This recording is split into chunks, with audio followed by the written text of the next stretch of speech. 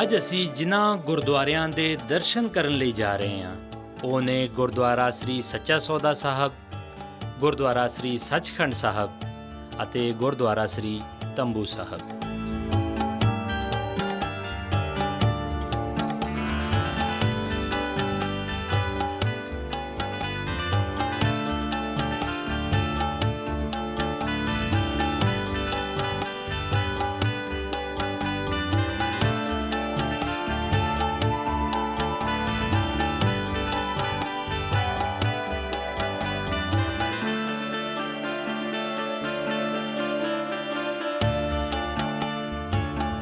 ਗੁਰਦੁਆਰਾ ਸੱਚਾ ਸੌਦਾ ਜ਼ਿਲ੍ਹਾ ਸ਼ੇਖੂਪੁਰਾ ਦੇ ਇੱਕ ਮਾਰੂਫ ਸ਼ਹਿਰ ਫਾਰੂਕਾਬਾਦ ਦੇ ਵਿੱਚ ਸਥਿਤ ਹੈ।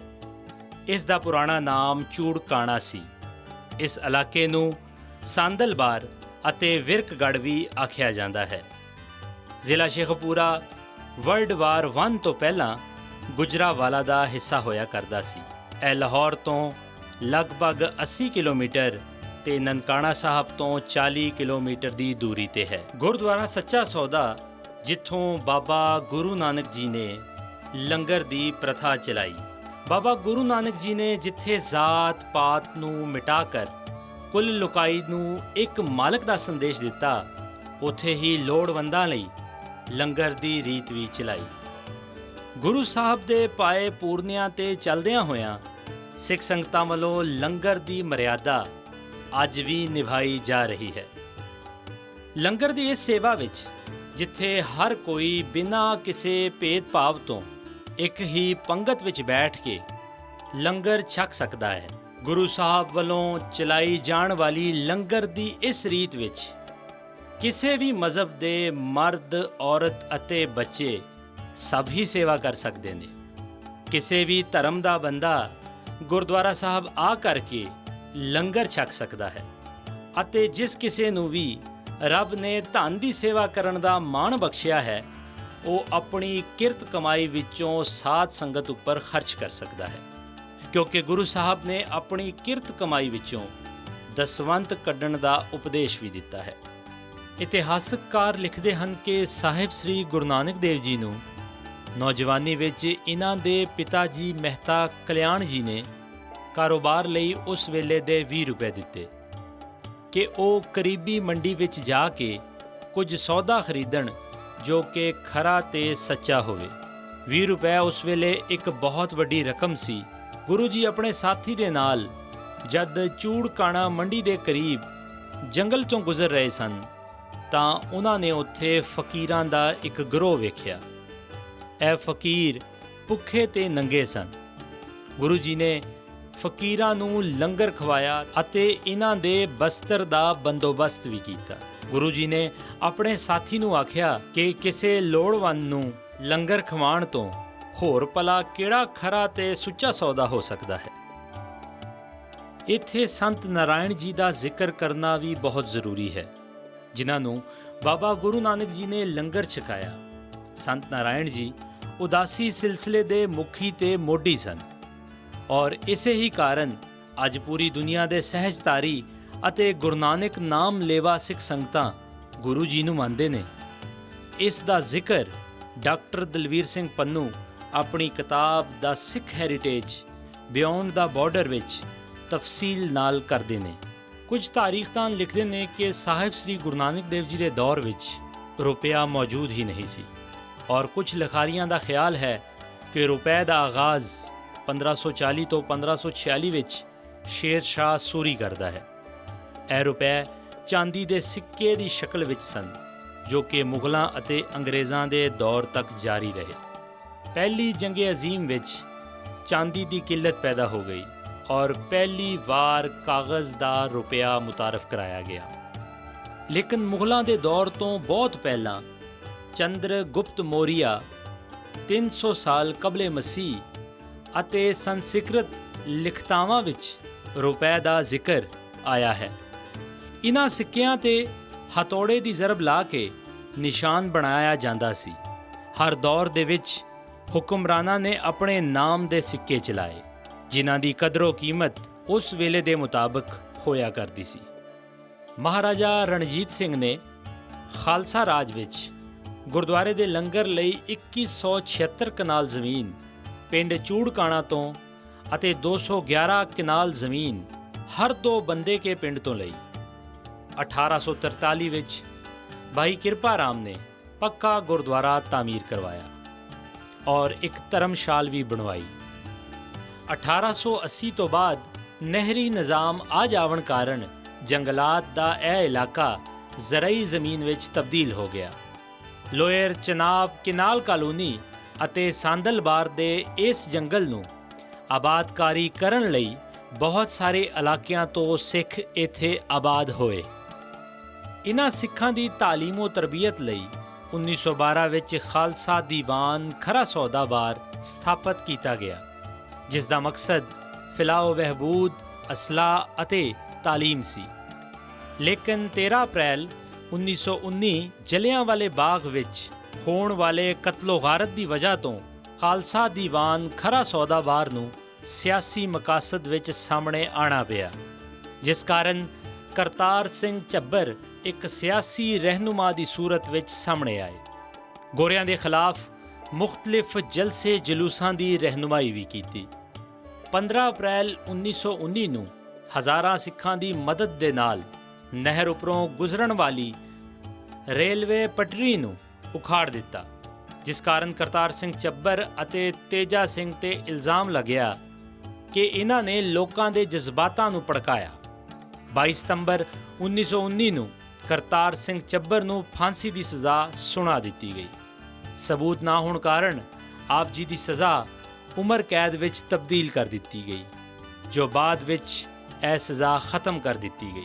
ਰਿਹਾ ਹੋਣ ਤੋਂ ਬਾਅਦ ਕਰਤਾਰ ਸਿੰਘ ਝੱਬਰ ਨੇ ਆਪਣੀਆਂ ਕੋਸ਼ਿਸ਼ਾਂ ਹੋਰ ਤੇਜ਼ ਕਰ ਦਿੱਤੀਆਂ। 24 ਦਸੰਬਰ 1920 ਵਿੱਚ ਅਕਾਲੀ ਦਲ ਖਰਾ ਸੌਦਾਬਾਰ ਦਾ ਦੁਬਾਰਾ ਇਕੱਠ ਕੀਤਾ ਗਿਆ ਔਰ ਗੁਰਦੁਆਰਾ ਸੱਚਾ ਸੌਦਾ ਨੂੰ ਹੀ ਇਹਦਾ ਹੈੱਡਕੁਆਟਰ ਬਣਾਇਆ ਗਿਆ, ਜਿਸ ਵਿੱਚ ਚੋਟੀ ਦੇ ਰਹਿਨੁਮਾ ਸਰਦਾਰ ਤੇਜਾ ਸਿੰਘ ਔਰ ਸਰਦਾਰ ਮੰਗਲ ਸਿੰਘ ਵੀ ਸ਼ਾਮਲ ਸਨ। ਜਥੇਦਾਰ ਕਰਤਾਰ ਸਿੰਘ ਝੱਬਰ ਦੀ ਸਰਬਰਾਹੀ ਵਿੱਚ ਕਈ ਗੁਰਦੁਆਰਿਆਂ ਨੂੰ ਮਹੰਤਾਂ ਦੇ ਕਬਜ਼ੇ ਵਿੱਚੋਂ ਆਜ਼ਾਦ ਕਰਵਾਇਆ ਗਿਆ। ਅਕਾਲੀ ਦਲ ਖਰਾ ਸੌਦਾਬਾਰ ਨੇ ਲਛਮਣ ਸਿੰਘ ਨਾਲ ਤਾਵਨ ਕੀਤਾ, ਜਿਨ੍ਹਾਂ ਨੂੰ ਬਾਅਦ ਵਿੱਚ ਸਾਕਾ ਸ੍ਰੀ ਨਨਕਾਣਾ ਸਾਹਿਬ ਵਿੱਚ ਸ਼ਹੀਦ ਕੀਤਾ ਗਿਆ।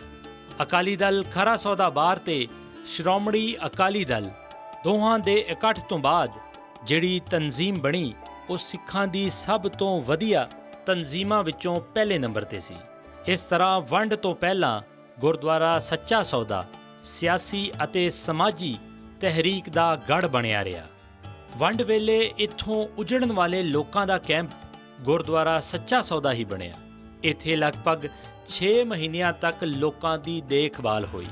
ਵੰਡ ਤੋਂ ਬਾਅਦ ਨਨਕਾਣਾ ਸਾਹਿਬ, ਪੰਜਾ ਸਾਹਿਬ, ਕਰਤਾਰਪੁਰ ਦੀ ਤਰ੍ਹਾਂ ਗੁਰਦੁਆਰਾ ਸੱਚਾ ਸੌਦਾ ਵੀ ਸਿੱਖ ਧਰਮ ਦੇ ਮੰਨਣ ਵਾਲਿਆਂ ਕੋਲੋਂ ਵਿਛੜ ਗਿਆ ਔਰ ਇਹ ਗੁਰਦੁਆਰਾ ਬੰਦ ਹੋ ਗਿਆ। ਲਗਭਗ 46 ਸਾਲਾਂ ਬਾਅਦ 1993 ਵਿੱਚ ਸਿੱਖ ਧਰਮ ਦੀਆਂ ਅਰਦਾਸਾਂ ਅਤੇ ਪਾਕਿਸਤਾਨ ਗੌਰਮੈਂਟ ਦੀਆਂ ਕੋਸ਼ਿਸ਼ਾਂ ਸਦਕਾ ਇਹ ਗੁਰਦੁਆਰਾ ਸਾਹਿਬ ਸਿੱਖ ਧਰਮ ਦੇ ਮੰਨਣ ਵਾਲਿਆਂ ਲਈ ਫਿਰ ਖੋਲ੍ਹ ਦਿੱਤਾ ਗਿਆ। ਗੁਰਦੁਆਰਾ ਸਾਹਿਬ ਦੀ ਖੂਬਸੂਰਤ ਇਮਾਰਤ ਕਿਲ੍ਹਾ ਨੁਮਾ ਬਣੀ ਹੋਈ ਹੈ, ਜੋ ਦਰਸ਼ਨ ਕਰਨ ਵਾਲਿਆਂ ਨੂੰ ਆਪਣੇ ਵੱਲ ਖਿੱਚਦੀ ਹੈ। ਗੁਰਦੁਆਰਾ ਸਾਹਿਬ ਵਿੱਚ ਇੱਕ ਲੰਗਰ ਹਾਲ ਅਤੇ ਇੱਕ ਸਰੋਵਰ ਸਾਹਿਬ ਵੀ ਬਣਿਆ ਹੋਇਆ ਹੈ।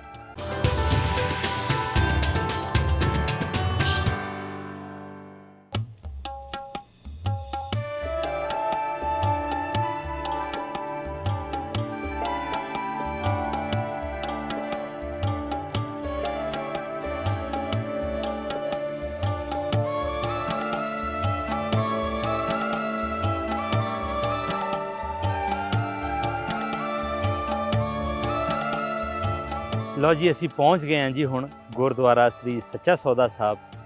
ਇਸ ਜਗ੍ਹਾ ਦਾ ਪੁਰਾਣਾ ਨਾਮ ਮੰਡੀ ਚੂੜਕਾਣਾ ਔਰ ਮੌਜੂਦਾ ਨਾਮ ਫਰੂਕਾਬਾਦ ਹੈ। ਸੋ ਆਓ ਦਰਸ਼ਨ ਕਰਦੇ ਹਾਂ ਗੁਰਦੁਆਰਾ ਸ੍ਰੀ ਸੱਚਾ ਸੌਦਾ ਸਾਹਿਬ ਦੇ ਤੇ ਨਾਲ ਦੇ ਨਾਲ ਇੱਥੋਂ ਦਾ ਇਤਿਹਾਸ ਜਾਣਦੇ ਹਾਂ।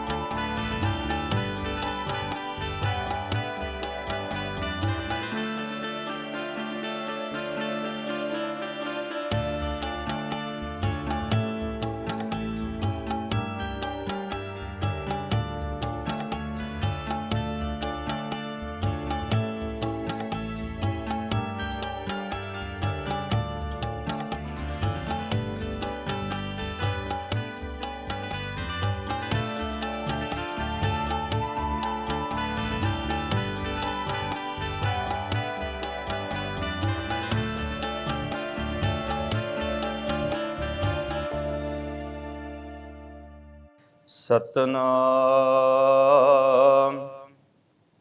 ਸ੍ਰੀ ਵਾਹਿਗੁਰੂ ਸਾਹਿਬ ਜੀ।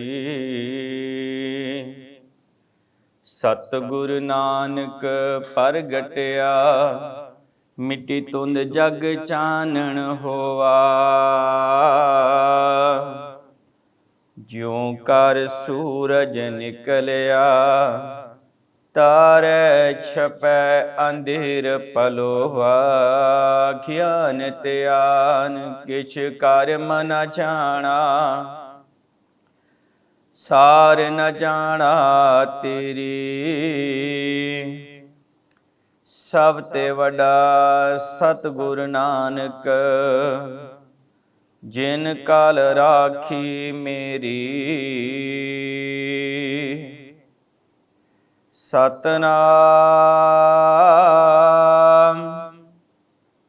ਸ੍ਰੀ ਵਾਹਿਗੁਰੂ ਸਾਹਿਬ ਜੀ।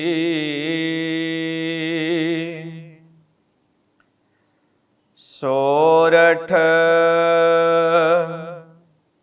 ਮਹੱਲਾ ਪੰਜਵਾ।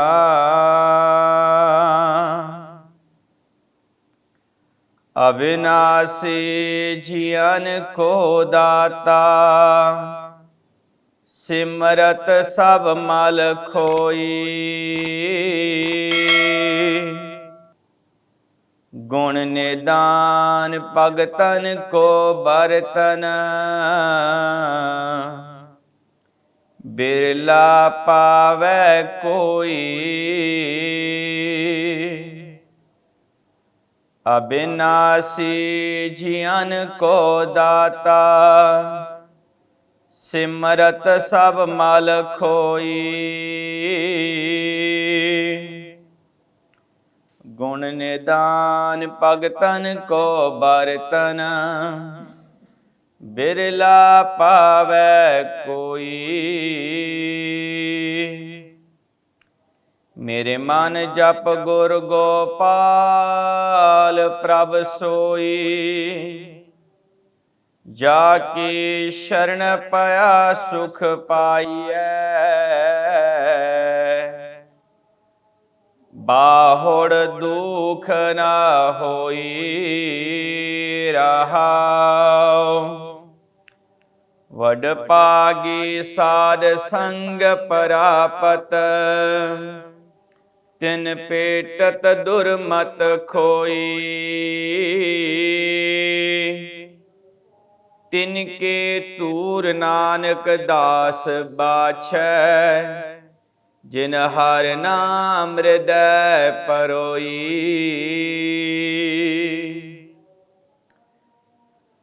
ਵਡ ਭਾਗੀ ਸਾਧ ਸੰਗ ਪ੍ਰਾਪਤ,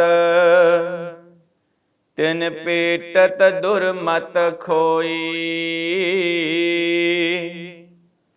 ਤਿਨ ਕੀ ਤੂਰ ਨਾਨਕ ਦਾਸ ਬਾਛੈ, ਜਿਨ ਹਰਿ ਨਾਮ ਹਿਰਦੈ ਪਰੋਈ। ਵਾਹਿਗੁਰੂ ਜੀ ਕਾ ਖਾਲਸਾ, ਵਾਹਿਗੁਰੂ ਜੀ ਕੀ ਫਤਿਹ।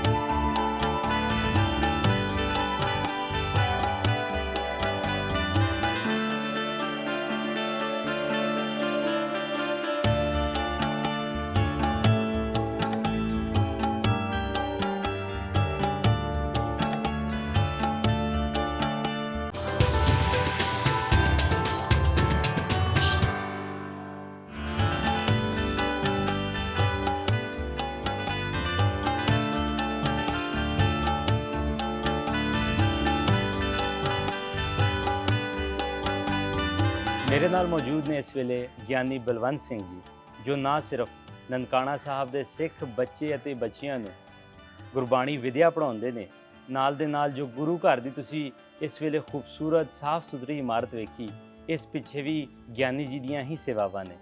ਸੋ ਆਓ ਗਿਆਨੀ ਜੀ ਕੋਲੋਂ ਇੱਥੇ ਦਾ ਇਤਿਹਾਸ ਸੁਣਦੇ ਹਾਂ। ਗਿਆਨੀ ਜੀ, ਵਾਹਿਗੁਰੂ ਜੀ ਕਾ ਖਾਲਸਾ, ਵਾਹਿਗੁਰੂ ਜੀ ਕੀ ਫਤਿਹ।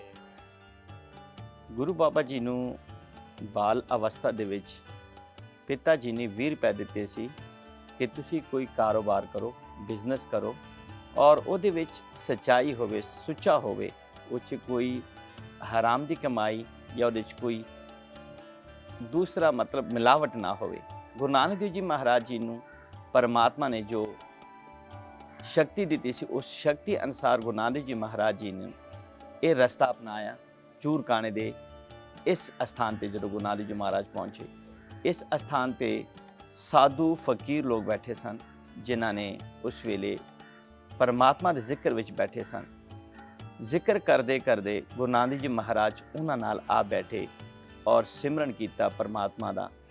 ਤੇ ਪਤਾ ਲੱਗਾ ਕਿ ਇਹਨਾਂ ਨੇ ਕਾਫੀ ਦਿਨਾਂ ਤੋਂ ਲੰਗਰ ਪਾਣੀ ਦੀ ਸੇਵਾ ਇਹਨਾਂ ਦੀ ਨਹੀਂ ਹੋਈ। ਗੁਰੂ ਨਾਨਕ ਜੀ ਮਹਾਰਾਜ ਜੀ ਨੇ ਉਹ 20 ਰੁਪਏ ਉਸ ਸਮੇਂ ਲੰਗਰ ਤੇ ਖਰਚ ਕੀਤੇ।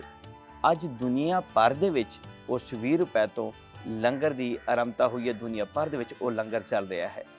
ਸਤਿਗੁਰੂ ਜੀ ਦੀ ਇਸ ਅਸਥਾਨ ਦੀ ਉੱਚੀ ਸੁੱਚੀ ਜੋ ਕਿਰਤ ਹੈ, ਉਹ ਦੁਨੀਆ ਭਰ ਦੇ ਵਿੱਚ ਮਸ਼ਹੂਰ ਹੈ ਔਰ ਇਸ ਨੂੰ ਲੋਕ ਇਸ ਵੇਲੇ ਸੁੱਚਾ ਸੌਦਾ ਕਹਿੰਦੇ ਨੇ ਔਰ ਪੰਜਾਬੀ ਵਿੱਚ ਸੱਚਾ ਸੌਦਾ। ਇਸ ਅਸਥਾਨ ਤੇ ਬਹੁਤ ਸਾਰੀਆਂ ਸੰਗਤਾਂ ਦੇਸ਼ਾਂ ਵਿਦੇਸ਼ਾਂ ਤੋਂ ਆ ਕੇ ਦਰਸ਼ਨ ਦੀਦਾਰੇ ਕਰਕੇ ਇੱਥੋਂ ਮਨ ਦੀ ਸ਼ਾਂਤੀ ਲੈ ਕੇ ਜਾਂਦੇ ਨੇ। ਵੀਰ ਜੀ, ਇਸ ਗੁਰੂ ਘਰ ਦੀ ਜੋ ਇੱਕ ਪੁਰਾਤਨ ਬਿਲਡਿੰਗ ਹੈ, ਇਹ ਇਮਾਰਤ ਕਦੋਂ ਦੀ ਹੈ ਔਰ ਮੌਜੂਦਾ ਜੋ ਇਸ ਗੁਰੂ ਘਰ ਦੀ ਬਹੁਤ ਖੂਬਸੂਰਤ ਇਮਾਰਤ ਹੈ, ਇਹ ਸੇਵਾ ਕਦੋਂ ਹੋਈ? ਭਾਈ ਸਾਹਿਬ, ਇਹ 1912 ਦੀ ਤੇ ਇਸ ਇਮਾਰਤ ਦੀ ਇੱਕ ਵਾਰੀ ਕਾਰ ਸੇਵਾ ਹੋਈ ਸੀ। ਇਮਾਰਤ ਅਗਰ ਆਪਾਂ ਦੇਖਦੇ ਹਾਂ ਤੇ ਇਮਾਰਤ ਬਹੁਤ ਪੁਰਾਣੀ ਹੈ। ਇਮਾਰਤ ਅਸੀਂ ਹੁਣ ਕਹੀਏ ਕਿ 100 ਸਾਲ ਜਾਂ 200 ਸਾਲ ਨਹੀਂ, ਇਹ ਬਹੁਤ ਪੁਰਾਣੀ ਇਮਾਰਤ ਆ। ਲੇਕਿਨ 1912 ਦੇ ਵਿੱਚ ਵੀ ਇਹਦੀ ਰੈਨੋਵੇਸ਼ਨ ਹੋਈ ਸੀ, ਰਿਫਰੈਸ਼ਿੰਗ ਹੋਈ ਸੀ ਔਰ ਦੁਬਾਰਾ ਅਸੀਂ ਹੁਣ ਤਕਰੀਬਨ 6 ਮਹੀਨੇ ਪਹਿਲਾਂ ਪਾਕਿਸਤਾਨ ਗੁਰਧਾਮ ਕਾਰ ਸੇਵਾ ਵੱਲੋਂ ਇਹਦੀ ਰੈਨੋਵੇਸ਼ਨ ਦੁਬਾਰਾ ਕੀਤੀ। ਇਹਦੇ ਤੁਸੀਂ ਸਮਝ ਲਓ ਕਿ ਚੌਗਾਟ, ਦਰਵਾਜ਼ੇ, ਸਾਰੇ ਅੰਗ ਉਹੀ ਨੇ। ਸਿਰਫ ਜੋ ਮਟੀਰੀਅਲ ਉੱਪਰ ਲੱਗਿਆ ਸੀ ਉਸ ਵਕਤ ਦਾ, ਉਹ ਉਤਾਰ ਕੇ ਉੱਪਰ ਨਵਾਂ ਮਟੀਰੀਅਲ ਚੜਾਇਆ ਹੈ। ਔਰ ਅਸਥਾਨ ਦੀ ਜਿਹੜੀ ਆਪਾਂ ਗੱਲ ਕਰੀਏ, ਅਸਥਾਨ ਬਹੁਤ ਮਜ਼ਬੂਤ ਅਸਥਾਨ ਹੈ। ਇਸ ਨੂੰ ਮਤਲਬ ਸ਼ਹੀਦ ਕਰਕੇ ਬਣਾਉਣ ਦਾ ਕੋਈ ਮਕਸਦ ਨਹੀਂ ਹੈ, ਲੇਕਿਨ ਇਹਦੀ ਮਤਲਬ ਮਜ਼ਬੂਤੀ ਬਹੁਤ ਜ਼ਿਆਦਾ ਹੈ ਔਰ ਇਹ ਦੁਬਾਰਾ ਜਿਹੜੀ ਸੇਵਾ ਹੋਈ ਹੈ, ਹੁਣ ਦੁਬਾਰਾ 6 ਮਹੀਨੇ ਪਹਿਲਾਂ ਹੋਈ ਹੈ। ਗਿਆਨੀ ਜੀ, ਸੱਚੇ ਸੌਦੇ ਦੇ ਵਿੱਚ ਕਿੰਨੇ ਕੁ ਸਿੱਖ ਪਰਿਵਾਰ ਆਬਾਦ ਨੇ?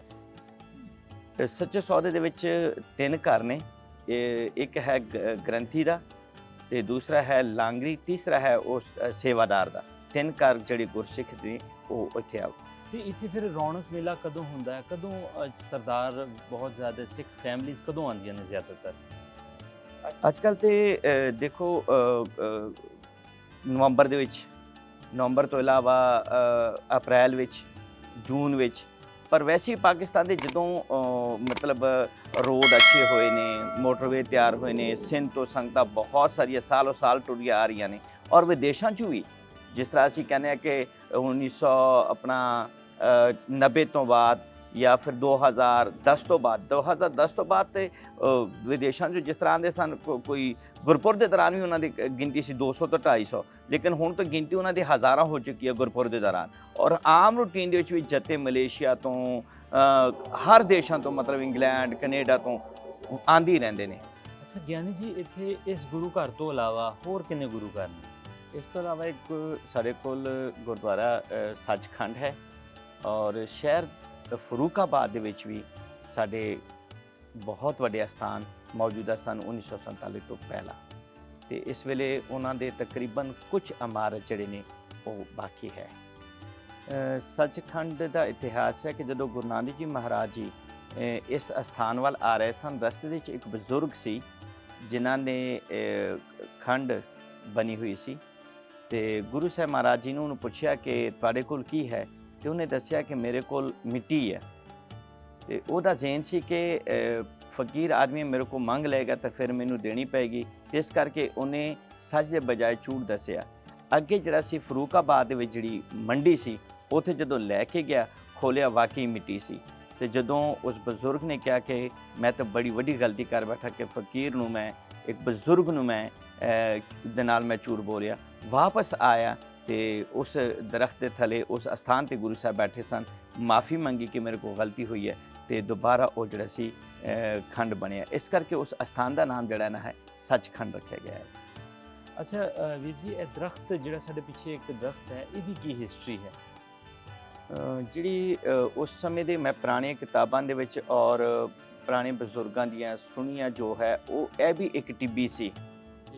ਜਿਸ ਤਰ੍ਹਾਂ ਕਿ ਪੂਰਾ ਸ਼ਹਿਰ ਮਤਲਬ ਤਬਾਹ ਹੋਇਆ ਸੀ ਔਰ ਗਰਕ ਹੋਇਆ ਸੀ, ਇਸੇ ਤਰ੍ਹਾਂ ਇਹ ਵੀ ਸੀ। ਇਹ ਟਿੱਬੀ ਦੇ ਉੱਪਰ, ਇਸ ਦਰਖਤ ਦੇ ਉੱਪਰ ਉਹ ਸਾਧੂ ਫਕੀਰ ਆ ਕੇ ਬੈਠੇ ਸਨ ਸਿਮਰਨ ਕਰਨ ਵਾਸਤੇ। ਤੇ ਗੁਰੂ ਨਾਨਕ ਜੀ ਮਹਾਰਾਜ ਇਸ ਵਣ ਦੇ ਦਰਖਤ ਆ ਕੇ ਥੱਲੇ ਬੈਠ ਕੇ ਉਹਨਾਂ ਨਾਲ ਸਿਮਰਨ ਕੀਤਾ ਸੀ ਔਰ ਇਸੇ ਜਗ੍ਹਾ ਤੇ ਉਹ ਲੰਗਰ ਚਲਾਇਆ ਸੀ। ਅੱਛਾ ਗਿਆਨੀ ਜੀ, ਤੁਹਾਡੇ ਕੋਲ ਹੁਣ ਆਪਣਾ ਨਨਕਾਣਾ ਸਾਹਿਬ ਦੇ ਵਿੱਚ ਕਿੰਨੇ ਬੱਚੇ ਅਤੇ ਬੱਚੀਆਂ ਤੁਹਾਡੇ ਕੋਲ ਗੁਰਮੁਖੀ ਦੀ ਸਿਖਲਾਈ ਲੈ ਰਹੇ ਨੇ? ਤਕਰੀਬਨ 1994 ਤੋਂ ਲੈ ਕੇ ਹੁਣ ਤੱਕ 2 ਪੀੜ੍ਹੀਆਂ ਤਕਰੀਬਨ ਆ ਚੁੱਕੀਆਂ ਨੇ ਔਰ ਇਸ ਵੇਲੇ ਮੌਜੂਦਾ ਤਕਰੀਬਨ 300 ਦੇ ਲਗਭਗ ਬੱਚੇ ਆ ਰਹੇ ਨੇ ਔਰ ਗੁਰਬਾਣੀ ਸਿੱਖਿਆ ਲੈ ਰਹੇ ਨੇ ਔਰ ਜਿਹਦੇ ਵਿੱਚ ਸ਼ਾਗਿਰਦਾਂ ਦੀ ਉਮਰ ਤਕਰੀਬਨ ਇਸ ਵੇਲੇ 35 ਸਾਲ ਤੱਕ ਜਿਹੜੀ ਉਮਰ ਹੈ ਉਹ, ਔਰ ਉਹਨਾਂ ਦੇ ਬੱਚੇ ਵੀ ਤਕਰੀਬਨ ਜਿਹੜੇ ਸ਼ਾਗਿਰਦ ਪੜ੍ਹ ਕੇ ਗਏ ਸਨ, ਉਹਨਾਂ ਦੇ ਬੱਚੇ ਵੀ ਵਾਪਸ ਆ ਗਏ ਨੇ। ਹਰ ਸਾਲ ਕਿੰਨੇ ਕੁ ਬੱਚੇ ਤੁਸੀਂ ਗੁਰੂ ਘਰ ਦੇ ਚਰਨੀ ਲਾ ਦਿੰਦੇ ਹੋ? ਇਹ ਹਰ ਸਾਲ ਤਕਰੀਬਨ 50 ਤੋਂ 60 ਬੱਚੇ ਹੋ ਜਾਂਦੇ ਨੇ। ਗਿਆਨੀ ਜੀ, ਤੁਹਾਡਾ ਬਹੁਤ ਬਹੁਤ ਧੰਨਵਾਦ, ਤੁਹਾਡਾ ਬਹੁਤ ਬਹੁਤ ਸ਼ੁਕਰੀਆ। ਸਾਡੇ ਨਾਲ ਮੌਜੂਦ ਨੇ ਗਿਆਨੀ ਬਲਵੰਤ ਸਿੰਘ ਜੀ, ਜਿਨ੍ਹਾਂ ਨਾਲ ਅਸੀਂ ਗੱਲਬਾਤ ਕੀਤੀ, ਇਹਨਾਂ ਕੋਲ ਇਤਿਹਾਸ ਵੀ ਪੁੱਛਿਆ। ਗਿਆਨੀ ਜੀ ਨਾ ਸਿਰਫ ਗਿਆਨੀ ਨੇ ਬਲਕਿ ਨਾਲ ਦੇ ਨਾਲ ਉਹ ਇੱਕ ਉਸਤਾਦ ਵੀ ਨੇ। ਉਹ ਇੱਥੇ ਨਨਕਾਣਾ ਸਾਹਿਬ ਦੇ ਵਿੱਚ ਸਿੱਖ ਬੱਚੇ ਅਤੇ ਬੱਚੀਆਂ ਨੂੰ ਗੁਰਮੁਖੀ ਦੀ ਸਿਖਲਾਈ ਦਾ ਵੀ ਕੰਮ ਕਰ ਰਹੇ ਨੇ। ਨਾਲ ਦੇ ਨਾਲ ਪਾਕਿਸਤਾਨ ਕਾਰ ਸੇਵਾ ਗੁਰਤਾਮ ਦੀ ਜਿਹੜੀ ਹੈ ਉਹ ਵੀ ਸੇਵਾ ਨਿਭਾ ਰਹੇ ਨੇ।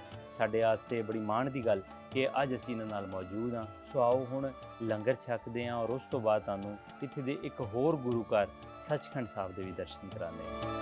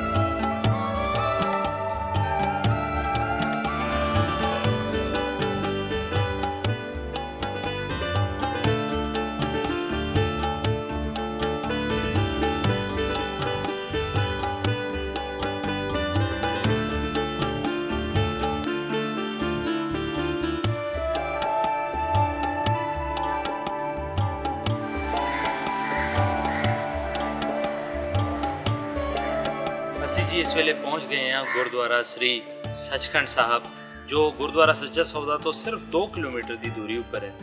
ਆਓ ਇਸ ਗੁਰੂ ਘਰ ਦੇ ਹੁਣ ਆਪਾਂ ਦਰਸ਼ਨ ਕਰੀਏ।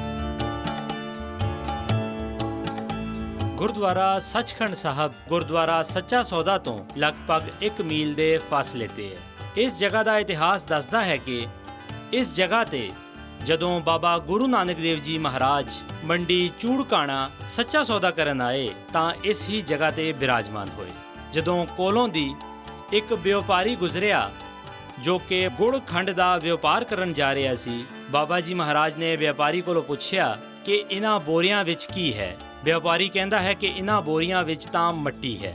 ਜਦੋਂ ਵਪਾਰੀ ਮੰਡੀ ਪਹੁੰਚਿਆ ਤਾਂ ਉਹਨੇ ਵੇਖਿਆ ਕਿ ਉਸ ਦੀਆਂ ਬੋਰੀਆਂ ਵਿੱਚ ਸੱਚਮੁੱਚ ਮਿੱਟੀ ਹੀ ਸੀ। ਵਪਾਰੀ ਨੂੰ ਅਹਿਸਾਸ ਹੋਇਆ ਕਿ ਉਸ ਕੋਲੋਂ ਕੁਝ ਗਲਤ ਹੋ ਗਿਆ ਹੈ। ਉਹ ਨੱਸਦਾ ਹੋਇਆ ਇਸੇ ਹੀ ਥਾਂ ਵਾਪਸ ਆਇਆ ਅਤੇ ਗੁਰੂ ਜੀ ਕੋਲੋਂ ਮਾਫੀ ਤਲਬ ਕੀਤੀ। ਗੁਰੂ ਜੀ ਨੇ ਉਸ ਵਪਾਰੀ ਨੂੰ ਮਾਫ ਕਰ ਦਿੱਤਾ ਅਤੇ ਸਮਝਾਇਆ ਕਿ ਹਮੇਸ਼ਾ ਸੱਚ ਹੀ ਬੋਲਣਾ ਚਾਹੀਦਾ ਹੈ। ਤੂੰ ਇਸ ਵਿੱਚੋਂ ਗਰੀਬਾਂ ਅਤੇ ਲੋੜਵੰਦਾਂ ਨੂੰ ਦਾਨ ਕਰ, ਤੇਰੀ ਮਿੱਟੀ ਗੁੜ ਬਣ ਜਾਏ। ਜਿੱਥੇ ਤਕਦੀਰ ਨੇ ਇਹ ਅਸਥਾਨ ਸਿੱਖ ਪੰਥ ਕੋਲੋਂ ਦੂਰ ਕੀਤੇ, ਉੱਥੇ ਹੀ ਕੁਦਰਤ ਇਹਨਾਂ ਰੁੱਖਾਂ ਦੇ ਰੂਪ ਵਿੱਚ ਇਸ ਅਸਥਾਨ ਨੂੰ ਹਰ ਤਰ੍ਹਾਂ ਦੇ ਮੌਸਮ, ਧੁੱਪ, ਹਨੇਰੀ, ਬਾਰਿਸ਼ ਤੋਂ ਬਚਾਉਣ ਲਈ ਆਪ ਹੀ ਛਾਤਾ ਬਣ ਕੇ ਸੇਵਾ ਕਰ ਰਹੀ ਹੈ।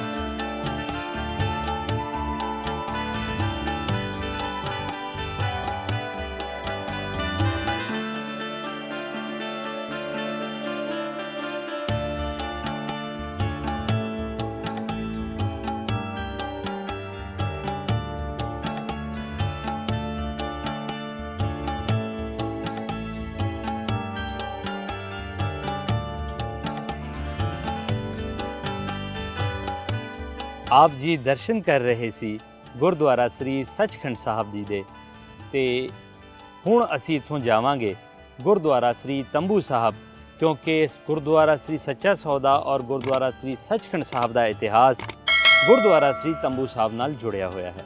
ਸੋ ਆਓ ਚੱਲਦੇ ਹਾਂ, ਗੁਰਦੁਆਰਾ ਸ੍ਰੀ ਤੰਬੂ ਸਾਹਿਬ ਦੇ ਦਰਸ਼ਨ ਕਰਦੇ ਹਾਂ, ਨਾਲ ਦੇ ਨਾਲ ਜਾਣਦੇ ਹਾਂ ਉੱਥੇ ਦਾ ਇਤਿਹਾਸ।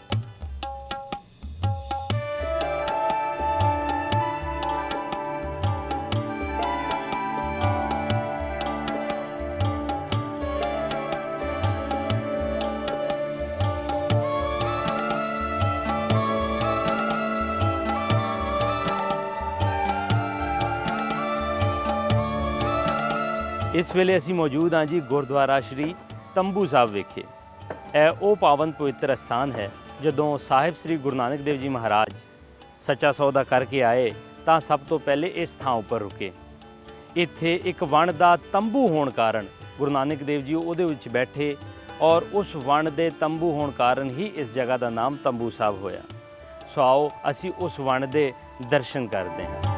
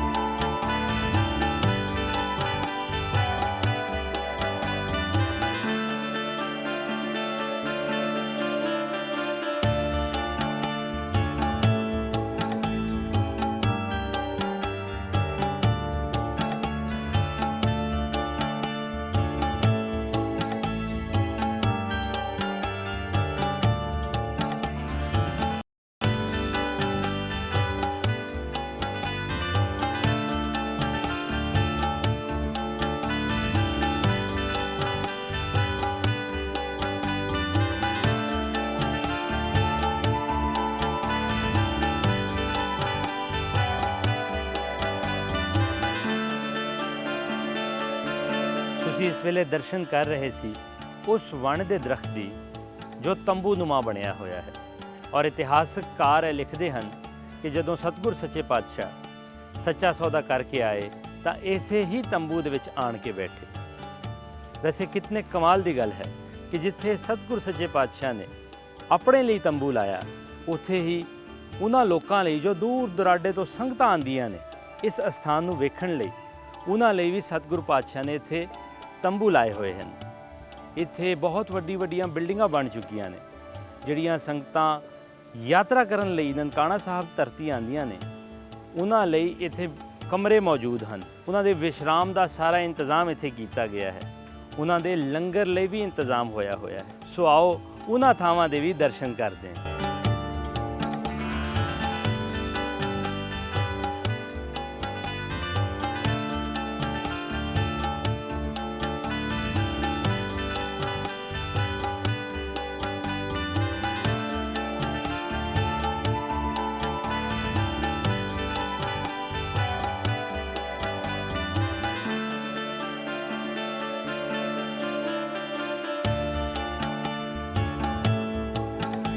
ਅੱਜ ਦੇ ਪ੍ਰੋਗਰਾਮ ਦੇ ਵਿੱਚ ਆਪ ਜੀ ਨੇ 3 ਗੁਰੂ ਅਸਥਾਨਾਂ ਦੇ ਦਰਸ਼ਨ ਕੀਤੇ, ਜਿਸ ਵਿੱਚ ਗੁਰਦੁਆਰਾ ਸ਼੍ਰੀ ਸੱਚਾ ਸੌਦਾ, ਗੁਰਦੁਆਰਾ ਸ਼੍ਰੀ ਸੱਚਖੰਡ ਸਾਹਿਬ ਔਰ ਉਸ ਤੋਂ ਬਾਅਦ ਗੁਰਦੁਆਰਾ ਸ਼੍ਰੀ ਤੰਬੂ ਸਾਹਿਬ ਜੀ ਦੇ ਵੀ ਆਪ ਜੀ ਨੇ ਦਰਸ਼ਨ ਕੀਤੇ। ਉਮੀਦ ਕਰਦੇ ਹਾਂ ਕਿ ਆਪ ਜੀ ਨੂੰ ਸਾਡਾ ਇਹ ਪ੍ਰੋਗਰਾਮ ਜ਼ਰੂਰ ਪਸੰਦ ਆਇਆ ਹੋਵੇਗਾ। ਤੁਸੀਂ ਸਾਡਾ ਪ੍ਰੋਗਰਾਮ YouTube ਔਰ Facebook ਉੱਪਰ ਵੀ ਵੇਖ ਸਕਦੇ ਹੋ ਔਰ ਕਮੈਂਟ ਬਾਕਸ ਦੇ ਵਿੱਚ ਆਪਣੀ ਕੀਮਤੀ رائے ਵੀ ਦੇ ਸਕਦੇ ਹੋ। ਮਿਲਦੇ ਹਾਂ ਜੀ ਫਿਰ ਕਿਸੇ ਹੋਰ ਗੁਰੂ ਘਰ ਦਾ ਇਤਿਹਾਸ ਲੈ ਕੇ। ਭੁਪਿੰਦਰ ਸਿੰਘ ਲਵਲੀ ਔਰ ਡਿਸਕਵਰ ਪਾਕਿਸਤਾਨ ਦੀ ਸਾਰੀ ਟੀਮ ਨੂੰ ਇਜਾਜ਼ਤ ਦਿਓ। ਸਤਿ ਸ੍ਰੀ ਅਕਾਲ ਪਾਕਿਸਤਾਨ।